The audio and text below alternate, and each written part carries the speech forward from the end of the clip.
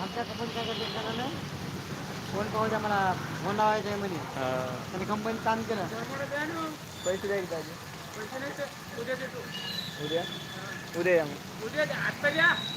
आताच मला उद्या देतो पैसे उद्या देतो ना कॅन्टे उद्या घेऊन जाईन दाजी काय तर पैसे काही ड्युटीला गेली थोड्या वेळाने या दाजी मी कुठे जाणार नाही मी तर मरणार आहे ना तर मोठा दे हो